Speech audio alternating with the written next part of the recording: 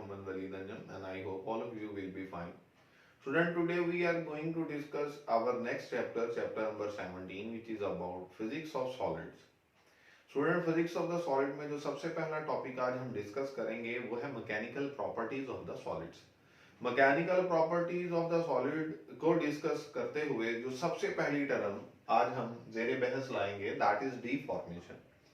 Student deformation क्या है कि जब कभी भी हम किसी ऑब्जेक्ट पर एक एक्सटर्नल फोर्स अप्लाई करते हैं तो उस एक्सटर्नल फोर्स की वजह से उसकी लेंथ, उसके वॉल्यूम या उसकी शेप में कोई चेंज आ जाता है जिसको हम डीफॉर्मेशन का नाम देते हैं। अगर हम इसको लिख लें, हम इसको कुछ इस तरह से लिखेंगे कि when an external force is applied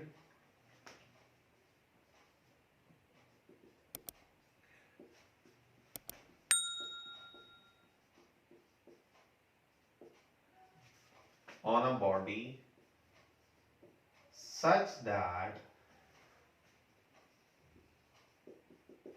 it produces a change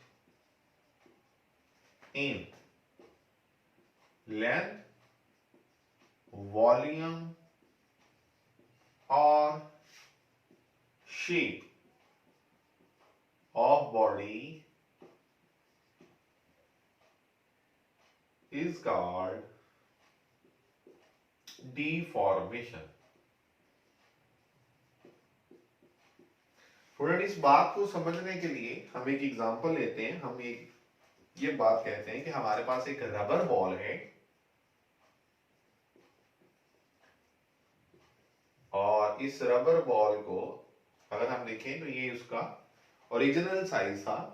अगर हम इस रबर बॉल को अपने हाथ में पकड़ें और स्क्वीज करें, अब देखिएगा जब आप इसको हाथ में पकड़ के स्क्वीज करेंगे तो इट्स मीन कि आप इस पर जो फोर्स अप्लाई कर रहे हैं वो हर डायरेक्शन से इस पर इनवर्ड डायरेक्शन में हम कहते हैं इस ऑब्जेक्ट पर अप्लाई होगी और रिजल्ट क्या होगा कि इसकी वजह से इस बॉडी की शेप या इसके वॉल्यूम में कोई चेंज आ जाएगा। और जब चेंज आ जाएगा तो उस चेंज की वजह से हम कहते हैं कि इसका मतलब यह है कि इसमें एक डिफॉर्मेशन प्रोड्यूस हो चुकी है। और जैसे ही हम उस एक्सटर्नल फोर्स को जब हम अप्लाई कर रहे हैं छोड़ेंगे, रिलीज करेंगे, तो ऑब्जेक्ट जो होगा, वो जो बॉल होगा, वो अपनी ओरिजिनल शेप में जैसे उसकी पहले शेप थी उसी हालत में वापस आ जाएगी। अब इसी तरह से हम एक एग्जांपल और लेते हैं जिसमें हमारे पास एक रबर स्ट्रिंग है। अगर स्टूडेंट हम रबर स्ट्रिंग की बात करें तो उस रबर स्ट्रिंग की हम ये कहते हैं कि मिसाल के तौर पर कोई एक लेंथ है और हम अगर उस रबर स्ट्रिंग के दोनों एंड्स को पकड़कर उस पर कोई इस तरह से फोर्स लगाएं, उसे एक्सटेंड करें, तो जाहिर सी बात है उसकी लेंथ में इजाफा हो जाएगा। और ये एक्सटर्नल फोर्स की वजह से इसकी लेंथ में जो इजाफा हो रहा है इसको भी हम डिफॉर्मेशन का नाम देंगे। इस बात को इंडिकेट करने के लिए हम इस तरह से डॉटेड लाइंस बना देते हैं जो इस बात की इंडिकेशन है कि एक्सटर्नल फोर्स की वजह से इसकी लेंथ में इजाफा हो रहा था।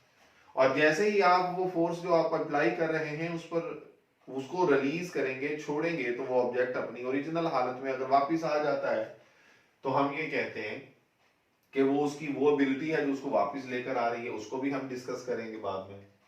स्टूडेंट, बेसिकली होता क्या है, क्योंकि हमारा ये टॉपिक जो है ये mechanical properties of the solid है, तो हम सॉलिड्स की अगर बात करें तो जो क्रिस्टलाइन सॉलिड्स होते हैं उनके अंदर जो एटम्स होते हैं उनके अंदर एक टिपिकल अरेंजमेंट होती है, एक ऑर्डर होता है। और उस ऑर्डर या उस अरेंजमेंट की वजह से जो एटम्स के अंदर इंटरमॉलिक्यूलर फोर्सेस होती हैं जो उनको बाइंड करके रखती हैं, जिनको हम कोहेसिव फोर्सेस का भी नाम देते हैं, अगर हम एक्सटर्नल फोर्स अप्लाई करते हैं तो बेसिकली उस एक्सटर्नल फोर्स की वजह से हम ये कहते हैं कि उस बॉडी में जो एटम्स अपनी इक्विलिब्रियम पोजीशन पर या मीन पोजीशन पर जब स्टैब्लिश थे तो एक चेंज आ जाता है और एक रिजल्टेंट हम कहते हैं कि हमारे पास जो चेंज आता है या जो रिजल्टेंट डिस्प्लेसमेंट होता है कि वही जो मॉलिक्यूल्स हैं या जो एटम्स हैं वो अपनी मीन पोजीशन से डिस्प्लेस होते हैं because of the external force, तो हम कहते हैं कि वो उसमें डिफॉर्मेशन आ चुकी है। वो जो डिफॉर्मेशन आ रही है वो डिपेंड कर रहा है कि हम फोर्स किस तरह से उस पर अप्लाई करते हैं। इस बात को समझने के लिए हम ये कहते हैं कि अगर सपोज करें कि हमारे पास ये कोई भी एक अरेंजमेंट है, इस अरेंजमेंट में देखें हमारे पास ये जो एटम्स को रिप्रेजेंट किया गया है किसी भी एक बॉडी के, किसी एक सॉलिड के, अगर आप इस पर फोर्स इस तरह से लगाएंगे, इस साइड से भी इनवर्ड और इस साइड से भी इनवर्ड, यानी कि हम इसको इस तरह से अगर करें तो स्टूडेंट हम देख सकते हैं कि इसकी लेंथ में तो इजाफा हो सकता है, लेकिन इसकी विड्थ जो है लेंथ में सॉरी कमी हो सकती है, लेकिन इसकी विड्थ में इजाफा हो जाएगा। साबित ये हुआ कि हमारी इसी बॉडी की जो शेप है वो कुछ इस तरह से हो जाएगी। इसी तरह से बुक पर एक और एग्जांपल भी बनी हुई है कि अगर हम इसको साइड से इस तरह से फोर्स लगाएं इनवर्ड, तो शायद इसकी जो विड्थ है उसमें हम कहेंगे कि कमी हो जाएगी और लेंथ में इजाफा हो जाएगा। ये आपकी बुक पे डायग्राम बनी हुई है, तो मैंने इसको हवाले के तौर पर यहाँ पे बता भी दिया है।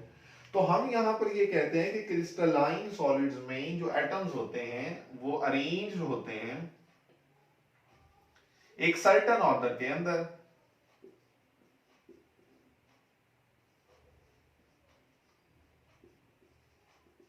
और जब हम उस पर एक स्ट्रेस अप्लाई करते हैं तो स्ट्रेस की वजह से या फोर्स की वजह से जो एक्सटर्नल फोर्स होती है उसकी वजह से उस बॉडी की शेप में या लेंथ में चेंज आ जाता है, और जो ही वही एटम जो अपनी मीन पोजीशन पर होते हैं वहां से डिस्प्लेस हो जाते हैं। तो हम इस को नाम कहते हैं कि वो डिफॉर्मेशन है। अब स्टूडेंट ये देखें कि वही बॉडी अपनी ओरिजिनल शेप में वापस आ सकती है, प्रोवाइडेड दैट कि वो जो एक्सटर्नल फोर्स है या जो स्ट्रेस हम अप्लाई कर रहे हैं वो ज्यादा ना हो, किससे ज्यादा ना हो, बाइंडिंग फोर्सेस से एक्सीड ना करे, क्योंकि अगर वो बाइंडिंग फोर्सेस एक्सीड कर देगी तो वो बॉडी अपनी ओरिजिनल शेप में वापस नहीं आ पाएगी। तो उसके लिए हमारे पास एक पॉइंट है जिसे हम नाम देते हैं इलास्टिसिटी। जब आप एक्सटर्नल फोर्स को जो आप अप्लाई कर रहे होते हैं उसको अप्लाई करना बंद कर देते हैं और वो बॉडी अपनी ओरिजिनल शेप में अगर वापस आ जाए तो हम कहते हैं कि वो उसकी प्रॉपर्टी क्या कहलाती है, इलास्टिसिटी। द रीगेनिंग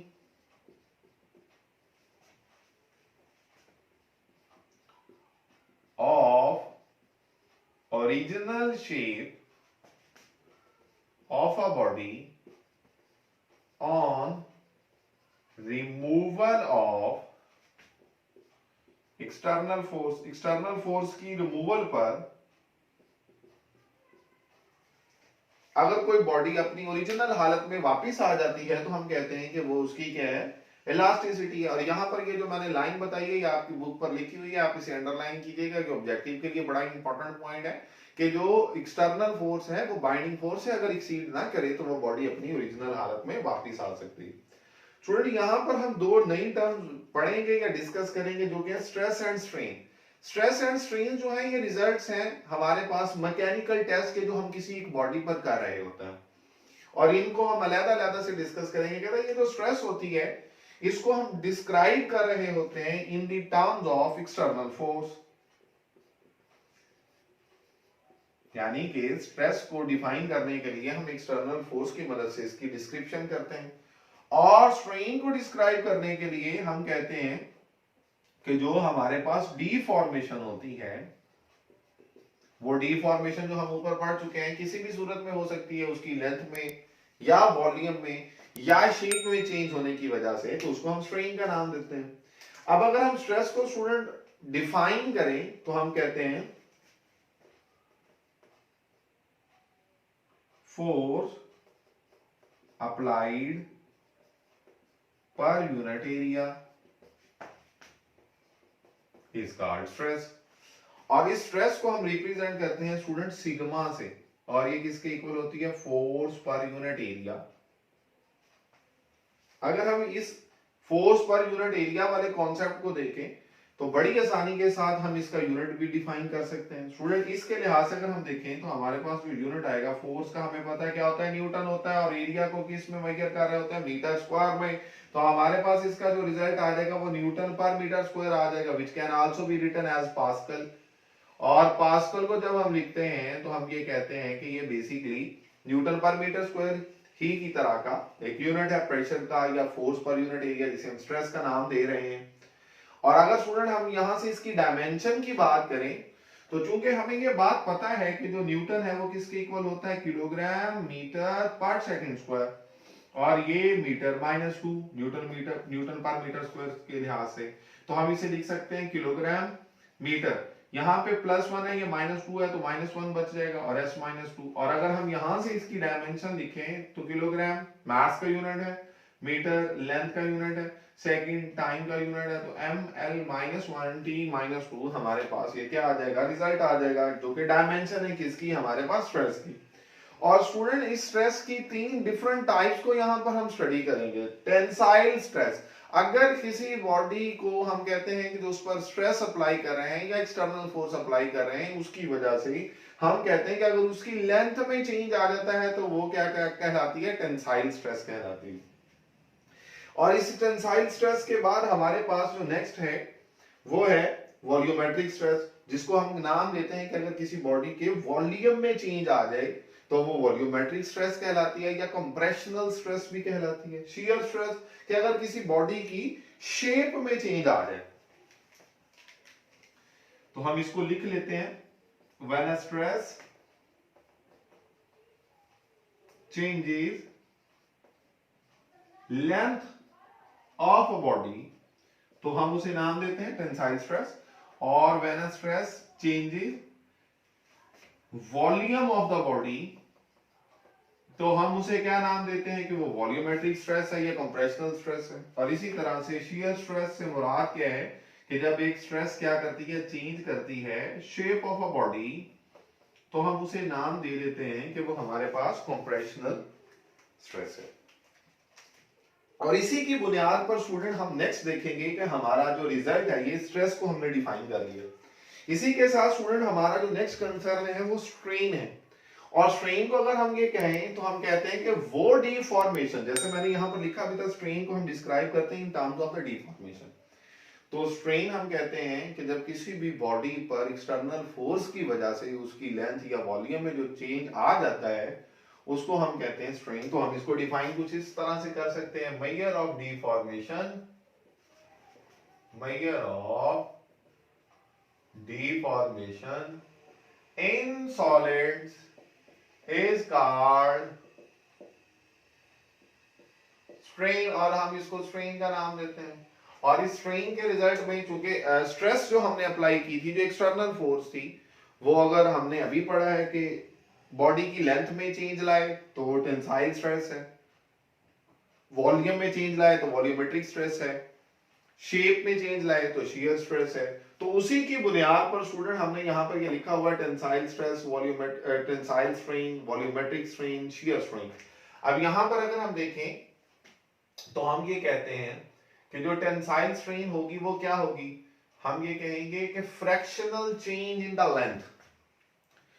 लेंथ के अंदर जो चेंज आता है, कब, किसके लिहाज से, जब एक्सटर्नल फोर्स उस पर लगाई जाती है और उसकी ओरिजिनल लेंथ के लिहाज से उसमें जो चेंज आता है। स्टूडेंट इस बात को समझने के लिए मैं ये कहता हूं कि ये देखें, सपोज हमारे पास कोई भी एक ऑब्जेक्ट है जिसकी लेंथ l है, इसको मैं यहाँ पे रिप्रेजेंट करने के लिए इस तरह से लिख भी देता हूँ कि ये इसकी लेंथ l है।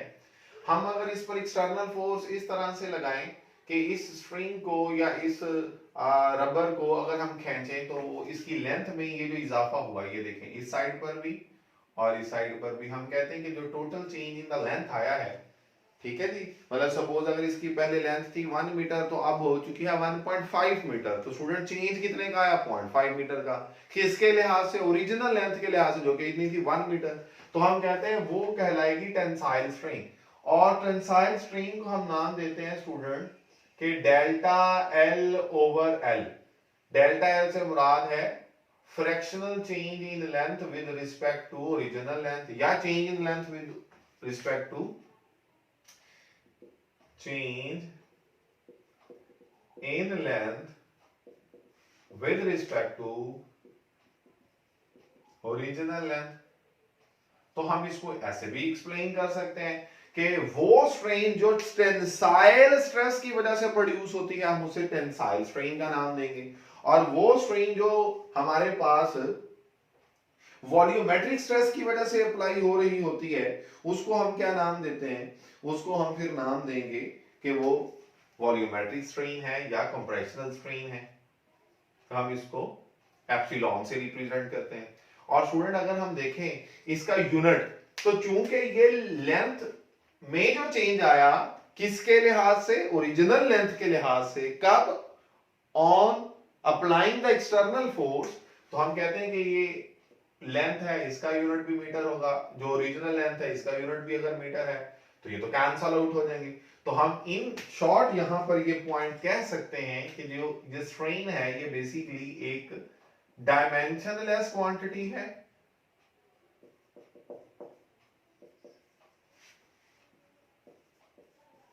और इसका हम कहते हैं कोई यूनिट नहीं होता। क्यों कोई यूनिट नहीं होता? क्योंकि ये दो सेम टर्म्स की ऑलमोस्ट रेशो होती है, हम इस वजह से इसको कहते हैं कि इसका कोई यूनिट नहीं है। और वॉल्यूमेट्रिक स्ट्रेन की अगर बात करें तो स्टूडेंट इसको हम कैसे लिखेंगे? इसे हम लिखेंगे कि अगर इस ऑब्जेक्ट के वॉल्यूम में चेंज आ जाए, किसके लिहाज से? वॉल्यूमेट्रिक स्ट्रेन, ओरिजिनल वॉल्यूम के लिहाज से, तो इसको हम कंप्रेशनल स्ट्रेन का भी नाम देते हैं।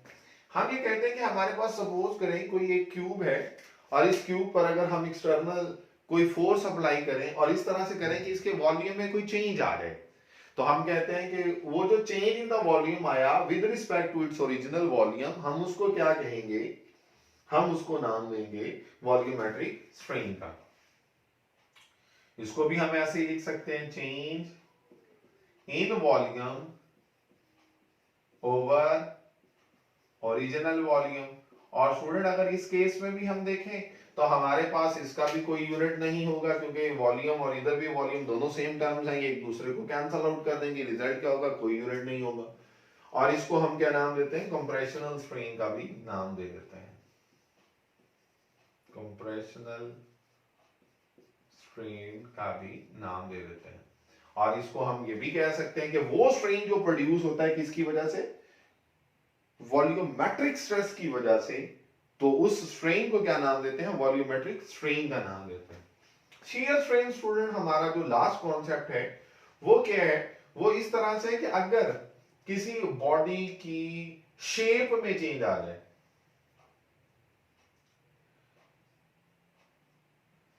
तो हम इसको डिफाइन कुछ इस तरह से करेंगे, the strain produced due to shear stress is called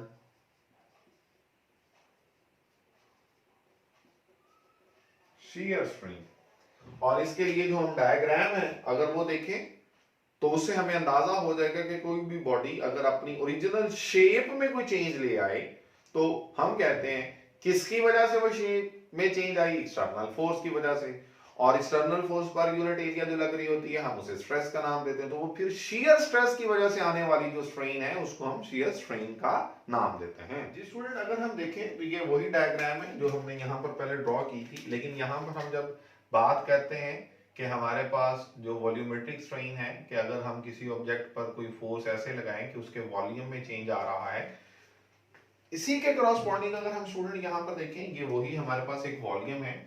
इस वॉल्यूम में हम ये कहते हैं कि ये जो साइड है, इस साइड को हम नाम दे देते हैं सपोज ये ए है, ठीक है जी। और इस साइड पर अगर आप कोई एक फोर्स लगाएं इस तरह से कि यही जो आपका ऑब्जेक्ट है ये कुछ इस तरह से हो जाए, समझने के लिए हमें ये पॉइंट डिस्कस करना है, कुछ इस तरह से हो जाए।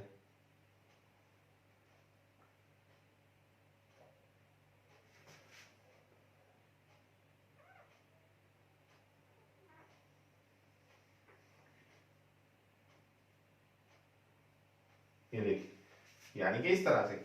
अब आपके सामने ये मैंने थोड़ा सा व्यू बनाया है इसका 3 डायमेंशनल।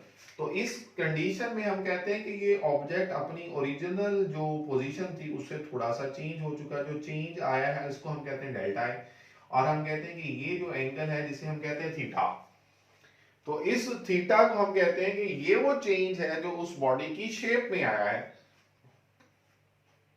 और इस लिहाज से हम उस स्ट्रेन को फिर क्या नाम देते हैं? शियर स्ट्रेन का नाम देते हैं, क्योंकि ये शियर स्ट्रेस की वजह से प्रोड्यूस हो रहा होता है। तो स्टूडेंट फिर इसे किस तरह से लिखेंगे? इसको रिप्रेजेंट किया जाता है गैमा से, और वो किसके इक्वल होता है? डेल्टा ए ओवर ए। अब यहां पर ये सवाल होता है कि ये डेल्टा ए ओवर ए कैसे आता है? इसको हम नाम टेंजेंट थीटा का भी देते हैं और हमने ये बात पढ़ी भी हुई है कि जब थीटा बहुत स्मॉल वैल्यू हो तो हमारे पास जो small value of the theta के लिहाज से जो टेंजेंट थीटा होता है वो nearly equal to sine theta होता है, या theta is nearly equal to tangent theta होता है। तो यहां पर अगर हम देखें तो ये जो हमारे पास ट्राइंगल बन रही है स्टूडेंट, इस ट्राइंगल में थीटा के सामने वाली ये साइड परपेंडिकुलर है, और टेंजेंट थीटा हमें इस बात का पता है पहले से कि किसको रिप्रेजेंट करता है, perpendicular over base.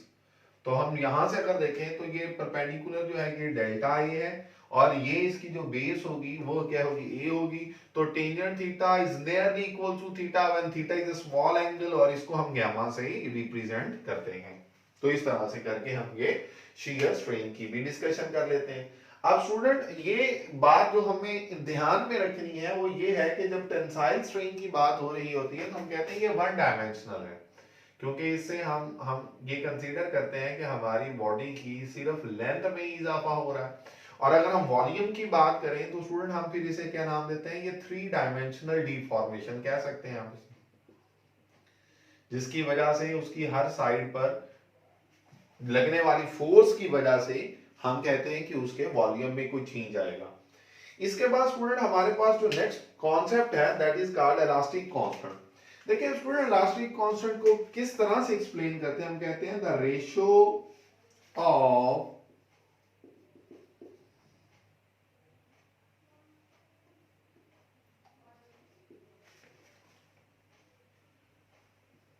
stress to strain is called modulus of elasticity। ये जो मॉडुलस ऑफ इलास्टिसिटी है इसको हम नाम देते हैं, ये रेशो है modulus of elasticity is basically the ratio of stress to strain। अब हमारे पास डिफरेंट जो मॉडुलस ऑफ इलास्टिसिटी के लिहाज से मॉडुलस हैं, इनको हम नाम देते हैं Young's modulus, bulk's modulus, shear modulus. Student Young's modulus क्या है, यंग्स मॉडुलस कहता है कि अगर किसी भी ऑब्जेक्ट पर टेंसाइल स्ट्रेस एक्ट करे और उस स्ट्रेस की वजह से उसके अंदर जो स्ट्रेन हो वो टेंसाइल स्ट्रेन हो, तो इन दोनों की रेशो को हम क्या नाम देते हैं, यंग्स मॉडुलस का नाम देते हैं। टेंसाइल स्ट्रेस हमने पढ़ा एफ ओवर ए, और टेंसाइल स्ट्रेन हमने क्या पढ़ा, delta L over L. Change in length किसके लिहाज से, ओरिजिनल लेंथ के लिहाज, तो ये यंग मॉडुलस है। और इसी तरह से स्टूडेंट अगर हम इस यंग मॉडुलस को देखें तो इसके मुताबिक हमारे पास ये जो स्ट्रेस थी इसका यूनिट तो न्यूटन पर मीटर स्क्वायर था या पास्कल था, और टेंसाइल स्ट्रेन या हो या कोई भी स्ट्रेन हो तो चूंकि वो सेम टर्म्स की रेशियो होती है तो हम कहते हैं उसका तो कोई यूनिट नहीं होता। और अगर कोई यूनिट नहीं होता तो जो मॉडुलस ऑफ इलास्टिसिटी है उनका यूनिट वही है जो स्ट्रेस का है, या यंग्स मॉडुलस का, या बल्क मॉडुलस का, या शियर मॉडुलस का, जो भी हम मॉडुलस ऑफ इलास्टिसिटी पढ़ेंगे। इस लिहाज से हम ये डायरेक्ट कहते हैं कि जो मॉडुलस ऑफ इलास्टिसिटी का जो यूनिट होता है वो वही होता है जो स्ट्रेस का होता है। तो हम यहां पर लिख भी लेते हैं same unit as that of stress. Stress का जो यूनिट है बिल्कुल वैसे ही हमारे पास मॉडुलस ऑफ इलास्टिसिटी का यूनिट होता है, चाहे वो यंग हो या बल्क हो या शियर हो।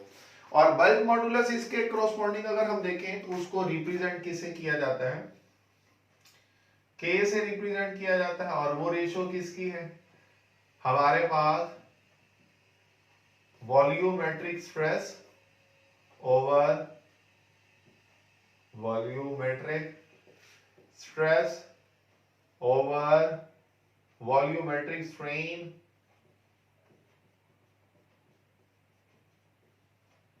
और इसको हम लिखेंगे क्या, F over A divided by delta V over V. तो इसका यूनिट भी वही है जो स्ट्रेस का है, क्योंकि डेल्टा वी ओवर वी का कोई यूनिट नहीं होता। और अगर हम शियर मॉडुलस की बात करें तो स्टूडेंट उसको जी से रिप्रेजेंट किया जाता है, और हम ये कहते हैं कि हमारे पास वो रेशो है किसकी, shear stress over shear strain. और अगर हम यहाँ पर देखें तो शेयर स्ट्रेस को अगेन हम फोर्स पर यूनिट एरिया लिखेंगे और शेयर स्ट्रेन को हम गैमा भी लिख सकते हैं, ये देखिए हम पढ़ कर आए हुए हैं। इसे आप डेल्टा ए ओवर ए भी लिख सकते हैं, इसे आप टेंजेंट थीटा भी लिख सकते हैं। हम इसको डेल्टा ए ओवर ए भी लिख सकते हैं, हम इसको टेंजेंट थीटा भी लिख सकते हैं और हम इसे सिंपली गामा भी लिख सकते हैं। तो ये एक वो पॉइंट है जो मैंने साथ में आपको इसके बता दिया है ताकि आप लोगों को किसी किस्म की भी कोई कंफ्यूजन ना हो। तो स्टूडेंट बेसिकली ये तमाम जो पॉइंट्स हैं, ये डेफिनेशंस हैं, ये ऑब्जेक्टिव और शॉर्ट आंसर क्वेश्चंस के लिए बहुत इंपॉर्टेंट है। ये तमाम पॉइंट आपने इसी लिहाज से ही याद करने हैं। इसी से रेलिवेंट हमारा एक जो एक्सरसाइज में शॉर्ट आंसर क्वेश्चन है, इसी टॉपिक से रेलिवेंट वो भी हम देख लेते हैं। देखिए क्वेश्चन नंबर 2 है कि define stress and strain, what are their SI units, differentiate between tensile, compressive and shear modes of stress and strain। तो स्टूडेंट हमने स्ट्रेस को, स्ट्रेन को और उनके जो डिफरेंट मॉड्स हैं, tensile stress, tensile strain, volumetric stress, volumetric strain और shear stress और शियर स्ट्रेन, हमने ये पढ़ लिया, हमने इनके यूनिट्स भी पढ़े। अगर हम इसी टॉपिक को देखेंगे तो साथ में हमारी ये सारी चीजें भी डिस्कस हो जाएंगी। इसके बाद स्टूडेंट नेक्स्ट जो क्वेश्चन है वो है डिफाइन मॉडुलस ऑफ इलास्टिसिटी।